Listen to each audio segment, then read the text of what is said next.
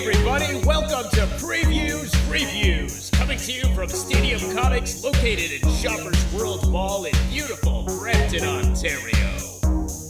Here are your hosts, Kevin Hickey and Ricky Lima. Hey everybody, and welcome to this episode of Previews Reviews, which takes a look at comic books coming into stores starting in January 2013, if we live that long. If we live that long, I know.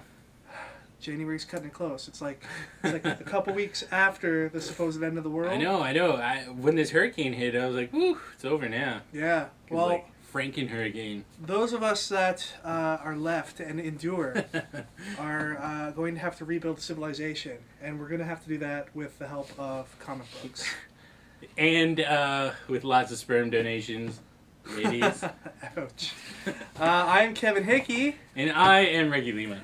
And we are coming to them from where, Ricky? From the heart of the universe, Brampton, Ontario, Canada. Yes. The Magnetism and Magneto.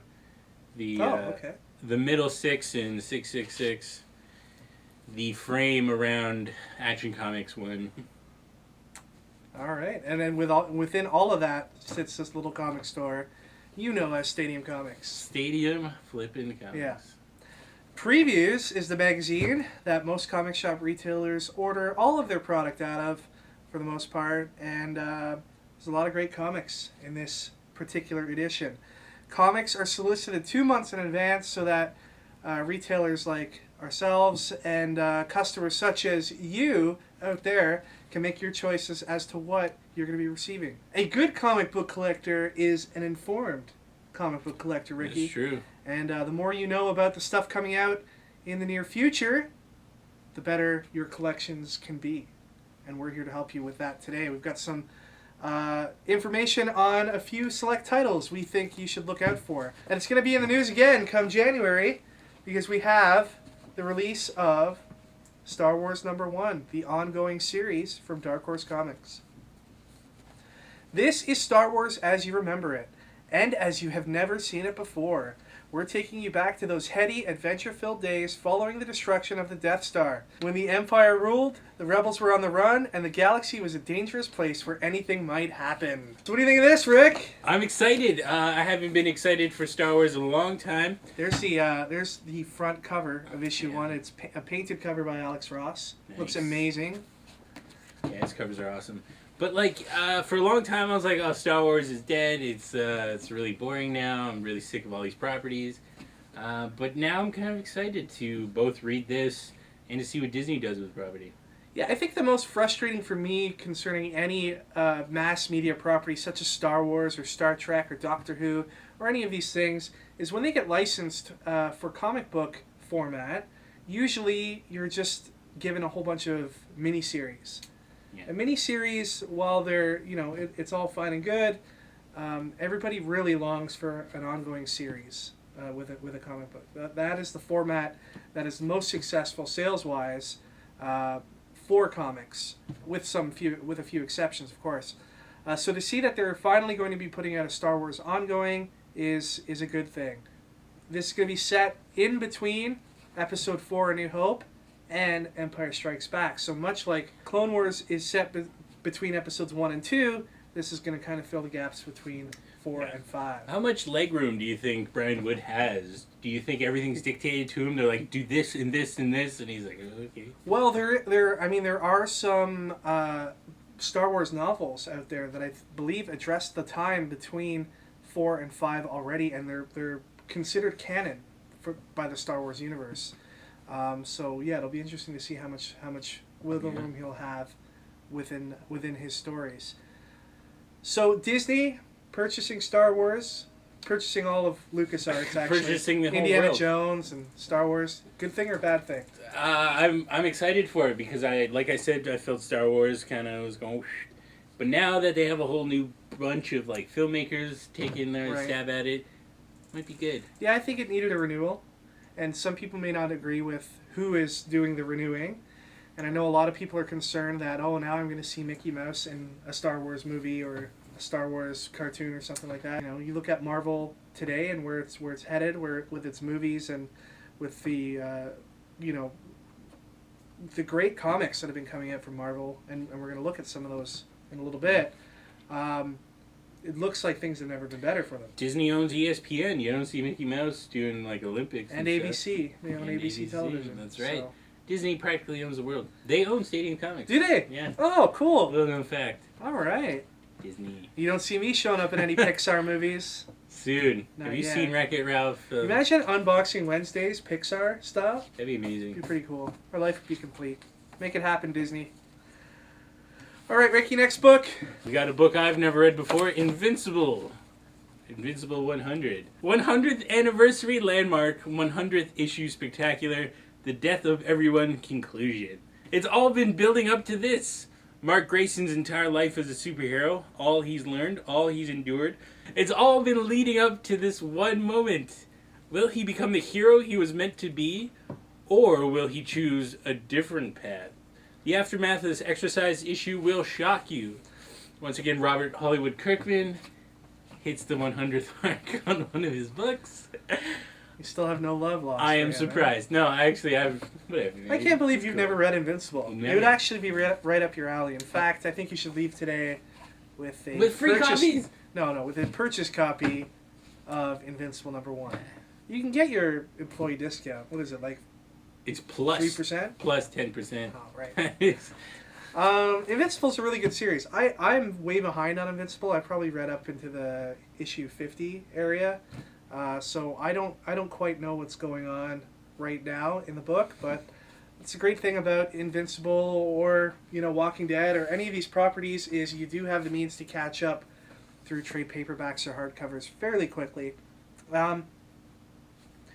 They're handling this book a lot like the release of Walking Dead 100. It's almost identical as far as its, the structure of the variants and everything like that. Which is weird considering it's not as nearly as popular. Not nearly as popular, but they are going for the full, like 7 different covers by 7 different artists, or however many covers there are. I'm not sure. There's a lot. They have a chromium cover, a chromium wrap cover that actually pays tribute to the Walking Dead 100 chromium cover. It's pretty hilarious. Which is pretty cool. And they're also going to have a 1 in 100 sketch variant. No word on a 1 in 200 sketch, but I think probably 1 in 100 is where they'll keep it. This series though is Robert Kirkman's other big title that he's known for. His and Ugly Baby. I'm surprised that it hasn't caught on like Walking Dead has, as far as a licensed media property. Yeah, but I think nowadays it's almost impossible to make a new superhero. Because I would disagree with that. There's a movie that came out last year. I don't know if you've seen it yet, but Chronicle. Yeah, I've seen it. I think Chronicle was a great modern take on a superhero But story. they're not superheroes, though. They're just people with superpowers. I think that's the difference here. Right. Is you can't make a new superhero nowadays and be like, yeah, he's like the new Spider-Man, because people be like, no, I have Spider-Man. Screw this guy. I think Invincible has a lot of potential. I don't know. And it's just surprising to me that it didn't get picked up. But maybe there's some truth to what you're saying, that superhero properties are hard to market. Honestly, I think it is. Look at Thief of Thieves. It definitely piggybacked off of the success of The Walking Dead, and AMC saw it and was like, okay, we're gonna option this for development. But they haven't looked at Invincible or... Because it's a superhero story. Nobody cares about new superheroes. Well, we have to change that, Ricky. I think the last new superhero people cared about was Spawn. Even that was whoa, man, that was a long time ago. It's 20 years ago, man. Spawn, Deadpool, those. What about Will Smith in Hancock? In Hancock? Yeah. No. You telling me people didn't care about Will Smith in Hancock? That's what I'm telling you, Kevin. Well, we'll have to see how that goes. Maybe one day somebody will option Invincible, and Ricky will have to eat his words. Next up, we have Adventure Time. Fiona and Cake, issue 1 of 6. Fan favorite Adventure Time sensations Fiona and Cake arrive to the hit Adventure Time comic. Join Cake the cat and Fiona the human in this totally algebraic new adventure. Written and drawn by Fiona and Cake creator and Adventure Time storyboard artist Natasha Allegri. When Fiona rescues a feral flame boy from a pack of wild fire lions, it starts her on a quest she'll never forget. Don't miss out on the sure-to-be insanely popular new Adventure Time miniseries. Another Adventure Time book, Ricky. Come on, man. Gonna be a huge hit. It's gonna be fantastic. End of story. Really? You really think that? Dude, yes. I do have to confess, when I went to New York Comic Con this year, And you saw those Fionas? there was a whole bunch of girls. I don't know anything about Adventure Time because I refuse to watch it because Ricky has ruined it for me by being such a huge fan. Nah. You know when that happens? You know, like when somebody's such a huge fan of something that it just ruins it for everyone else? That's what Ricky did for me with Adventure Time. I can never watch it now. I think it's just because you're a bitter old man and you don't want to. Oh, whatever. But I saw at New York Comic Con a lot of girls dressed up as what I thought was Finn. And I came back from New York and I was like, Ricky, man, you would have loved it. There was all these like very attractive women dressed up as Finn. And you were like, no, man, that's Fiona. Yeah, dude. I was like, who the hell's Fiona? So basically, there was an episode that came out that was everyone was gender swapped, and then you watch this whole episode, and at the end you find out that it's the Ice King who wrote fan fiction about Jake and Finn, and then he's trapped them in ice and he's reading them his fan fiction, and they're like, it's pretty awesome. Oh, so Fiona doesn't actually exist? She doesn't actually exist, no. She just is a figment of the Ice King's imagination. So when he writes fan fiction, like how fan fiction-y is it? Would you say that he ships Fiona and Cake as a couple? Is that a thing? That's like a fan fiction term, yeah. Well, everyone loves the Ice King in his fan fiction, so. So like, but like, did he make Fiona and Cake a couple? Or No, they're not. Okay. They're not a couple. But Cake is a cat, right? That's right. Okay, That's right. so that would be wrong. It's true. Okay. See, but what I love about this is it's written by the original person who made it, so it's going to be true to the characters. And, like, dude, it's just so good. Like, Fiona is a good role model for females to, like, look up to. Really? She's strong, she's intelligent, she's very attractive. Keep an eye out for that. It's going to be wicked. Alright, maybe I'll read it. There's a Fiona that came to Stadium. When? The Halloween comic. Oh, fair. yeah, you're right. It's Fiona and somebody was... Marshall Lee. Marshall Lee. It's the male version. Is there actually a male version? It's voiced by Donald Glover. Oh, right on. And you know who does the Princess Gumball? Or Prince Gumball? Who's that? Neil Patrick Harris. And PH? And Peach. Man. You know who does the voice of me on Previews Reviews on Unboxing Wednesdays? Oh, who? Morgan Freeman. Yeah. You can't tell? Can't tell, man. That's good. Yeah. That's good.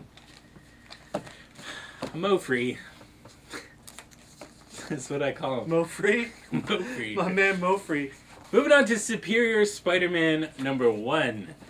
Then, Peter Parker spent a lifetime living up to the responsibilities his powers foisted upon him, but his amazing story finally ended dramatically in the historic Spider-Man #700. Spoiler alert. Now, the new Amazing Spider-Man has arrived, and he is better in every single way. Smarter, stronger, superior. Whoa, Peter Parker died since when? I don't know if he's going to die or if he's just going to go away for a while. He's going to pull like a whole Spider-Man No More thing. He's like, psh, screw this. But I can tell you what this has done for me. It's really making me look forward to issue 700 now. I want to read what the hell happens. Why is Peter Parker leaving True.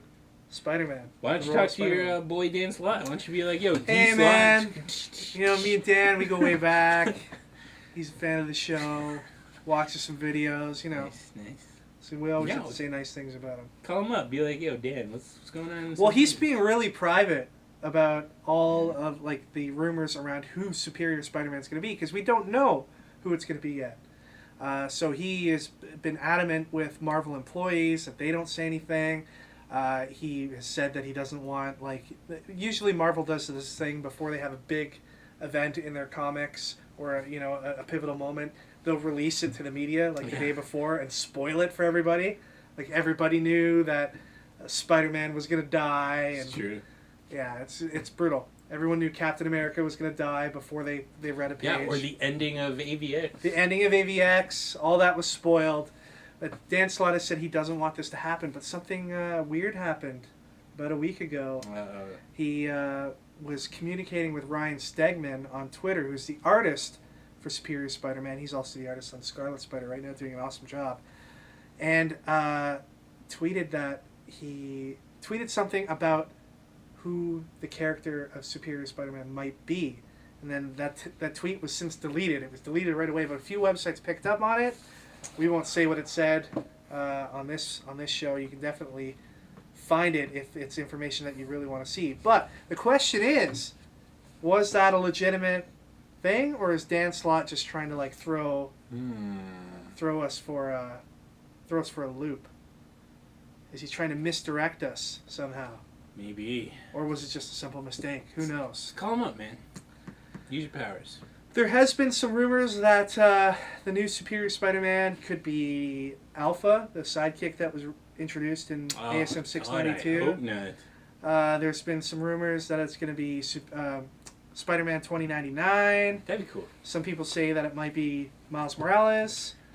Honestly, with the claws, I'm leaning towards the 2099 one. Other people say that it might be Ricky Lima. Hey. Let's talk about your stash there for a minute. You like What's that? going on with that? People are going to ask questions. Yeah, I kind of cheated. I didn't go full bald. Mo? Yeah. This is basically me in solidarity for my brothers who are growing a mustache.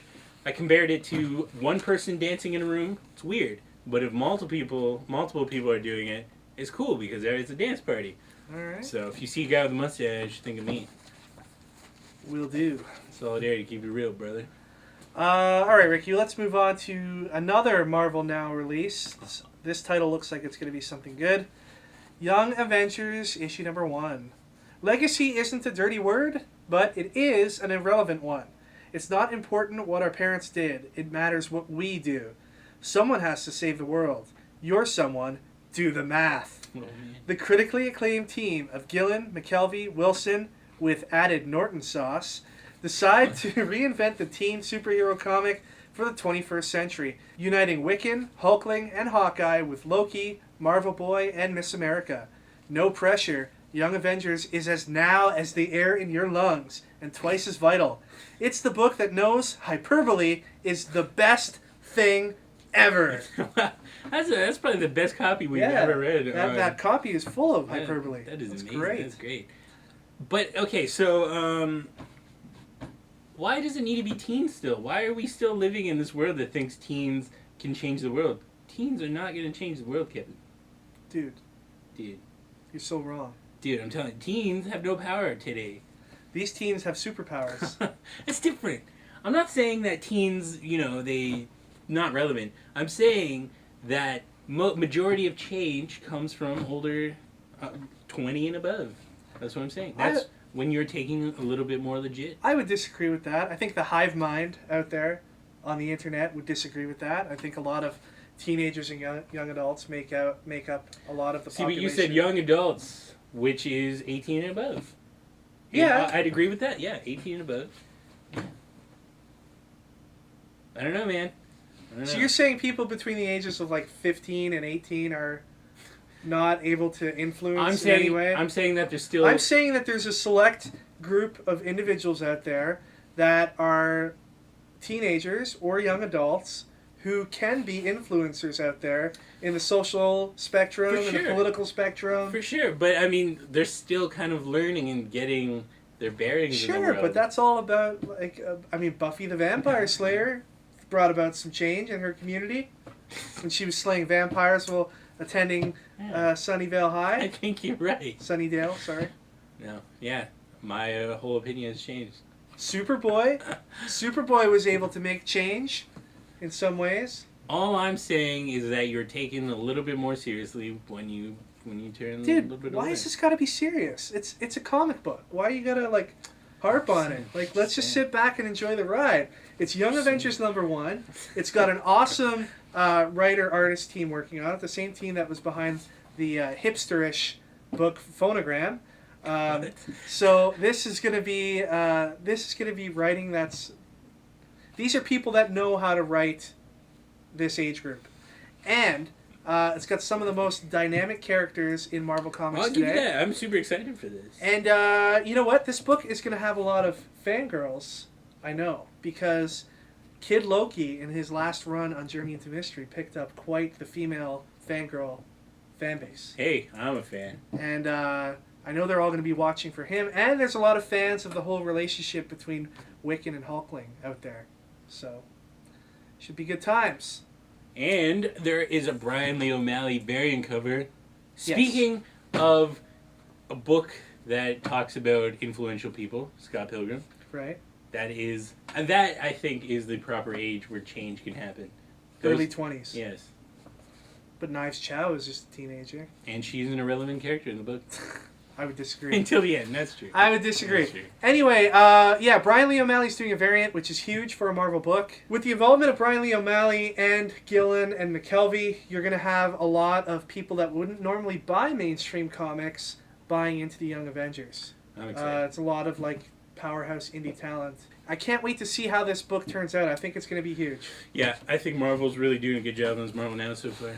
Well, speaking of Marvel Now, we just reviewed a couple books from Marvel Now, but I want to give you a roundup to the other big titles Marvel's putting out in January, because there are some pretty huge books that they're going to be releasing. First is Uncanny X-Force #1. Charged to deal with situations the X-Men fear and hate, Psylocke and Storm lead a new team of outcasts and scoundrels, including fan favorite Puck, the villainous Spiral, and the mysterious Cluster. The first adversary to strike out from the darkness, X-Legend Bishop. Whoa. Quick thoughts on this book, Ricky? I was super excited because Puck was in it until I learned that Sam Humphries was writing it. And Mohawk Storm. And Mohawk Storm, but Sam Humphries has a pretty terrible track record in my book. So... Well, give it a shot, Ricky. I'm sure Oh, it definitely it'll am. surprise you. Hopefully. We've got New Avengers #1. That's going to be the big release of the month for January, I think. To prevent the collision of our universe with another, the Illuminati, led by the Black Panther, must assemble now. It's the most powerful and brilliant team in the Marvel Universe. The Black Panther, Iron Man, Doctor Strange, Black Bolt, Mr. Fantastic, Namor the Submariner, and the Beast against an infinite legion of parallel realities. What? Thoughts on that? Sounds crazy. Sounds crazy indeed. The Illuminati returns. And a lot of people are looking forward to that. We've got the Savage Wolverine #1. Wolverine awakes to find himself transported to the Savage Land and labeled Public Enemy #1.